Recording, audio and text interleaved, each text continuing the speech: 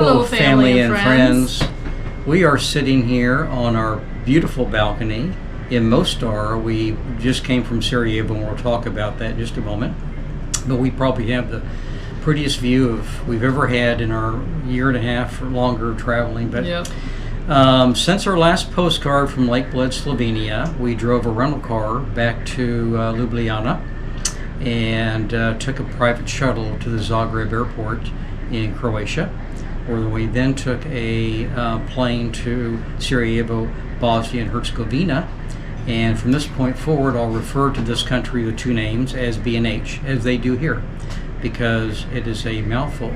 Yes. B&H is our second Balkan country to visit after we spent a month in Croatia last year. Yes. So our hotel in Sarajevo was in the perfect location. It was in the heart of Old Town, and so it was so convenient. It's just a short walk to everything. So Sarajevo is often called the Jerusalem of Europe because of mosques, Synagogues, Orthodox Christian, Catholic Christian churches can be found within a block of each other. and they make a distinction here between Orthodox Christian, which is Serbian Orthodox Christian, and Catholic Christian. So religiously, Sarajevo is about 70% Muslim, 45% Orthodox Christian, Catholic Christian, and about 5% other. Now, as a country, B&H is 50% Muslim, 45% Orthodox Christian and Catholic Christian, and about 5% other. So we took a walking tour, which we often do when arriving at a new place. B&H has a very complex history, many layers, like an onion. Scott's going to tell you more about the history of B&H. Well, if I can, I think B&H is the most complex, complicated history and ethnic culture we've ever seen or visited in our life. So I'm not even going to try to understand it or repeat it. But the mosaic in history, the cultures, the religions, and the architecture of all the different cultures and religions and histories is prevalent in the architecture here everywhere. The Ottoman Empire ruled B&H from about the mid-15th century until the late 19th century, when they were replaced militarily by the Austro-Hungarian Empire. Now, Sarajevo also is where Franz Ferdinand, who was the Archduke of the Austrian-Hungarian Empire, was assassinated by a Bosnian, and that sparked World War I. And I have a video on that that I'll have on YouTube for you to see that. But the most significant recent history of B&H is the very sad Bosnian War of 1992, or really late 1991 to 1995. B&H was officially declared a sovereign country from the former Yugoslavia in March 1992. And that Yugoslavia was comprised of 6 different states that were unified into one country.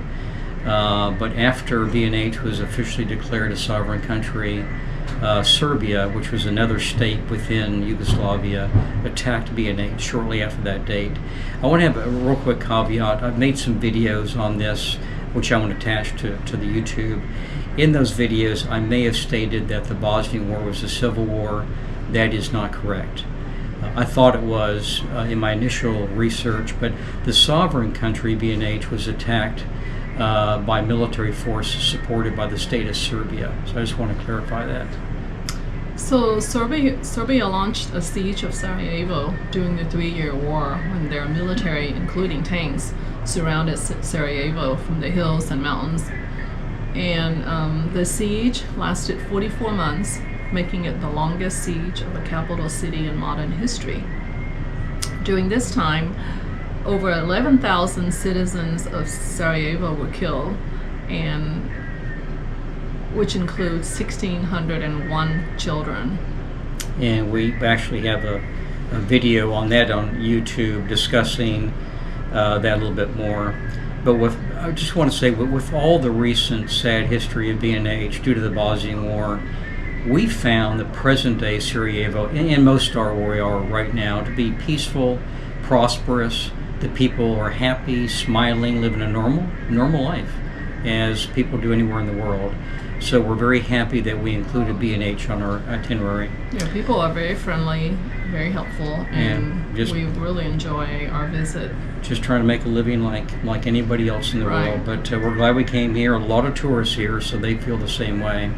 But we really, although we're in Mostar right now, we really enjoyed our 5 days in Sarajevo, and we're loving Mostar. This is a smaller city, as much history as Sarajevo, just on the smaller side. And besides delving into the B&H history, which would take forever, we took a cable car up to the 4,000-foot Trebi Beach Mountain, which is where the 1984 Sarajevo Winter Olympics were held. And we actually have a video on that in YouTube. And we walked down the decaying bobsled track, which is just under a mile. And then what do we do after we did that? So most people take the cable car up, and then smart people take it back down again. Smart people take the cable car back down again. But we're not smart. But we decided that we're going to walk down from the top of the mountain just because we're young. We're young. We walk 10 miles a day, so why not? We think that we're much younger than our actual age. And it wasn't that long. It's not the distance. It was just very steep. Very steep. And very remote. Parts of the very creepy and eerie walk was kind of a little scary. During the walk, we didn't see anyone in front of us. No one behind us. And then what did we see doing the walk? We saw a number of homes that had been blown up and bullet riddled because of the Bosnian War. So it was just kind of a strange feeling, but we hustled down as quickly as we could, thinking the cable car down was probably the better idea. Anyway, we made it back safely, and I was really happy about that. And we also drank way too much Bosnian coffee. Well, Scott did, because I'm not a coffee drinker. Yeah, she should be, but she didn't. And Bosnian coffee, we learned from the Bosnians, is during the Ottoman rule over Bosnia, B&H, they brought coffee. And the Bosnians joked that they took that coffee and made it better. And improved it, yeah. And it's an experience. They serve it in very special coffee cups, which are very tiny, no handles. So you kind of burn your fingers when you're trying to drink it. So the coffee is in a tiny coffee pot. Copper. It's made of copper, which when you look inside, it almost looked to me like there's mud. It's so thick. And then I don't know if you stir it up and get all of that coffee, No, you just end up drinking it all. It's just so thick and so strong. Just a shout out. I think our son-in-law Brian would love this Bosnian coffee because he loves strong coffee. Yeah. But we had a very relaxing time in Sarajevo. In the capital city. In the capital city, and as trying, I guess you're going to mention that we're in Mostar right now. Right. So we're currently in Mostar, and it's a small city. It took us 2 hours by train to get here from Sarajevo. And it's supposed to be the most beautiful train ride in Europe. But we don't know, because we met this lovely couple from Sydney on the train. They're about 30 years old each. Yeah, we spent 2 hours talking to these young people that we just they were interested in our lifestyle. We asked questions about them. They're on a 1-year sabbatical from work. He's working on his PhD in, what was it, animal behavior. And she is a psychologist. Right. And so they're traveling just like we are. And so we had an opportunity to share travel stories, and they gave us some tips about Albania and Montenegro. But it really was the train ride through the tall mountains here. I mean, we're talking about really tall mountains, green valleys, and rivers flowing through. Was gorgeous. So we did see it. We saw a little bit of it, but anyway. So we arrived here yesterday in Mostar 9:30, And to our surprise, they let us check into the room Yeah, early. we were very lucky. Very lucky. And And what's going on here that we had no clue? We walked into the old town, which is literally a 5-minute walk. And there were so many people here. It felt like we were in Santorini or Disney World. Mykonos, Just yeah. crazy amount of people. So then we found out what's going on here, Scott. The Red Bull World Series Cliff Diving Championship is being held here in Mostar.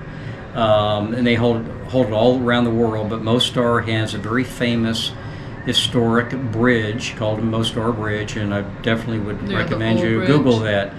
And they actually dive from that bridge into the river, and the river is only 5.5 meters deep, so they're really specially trained.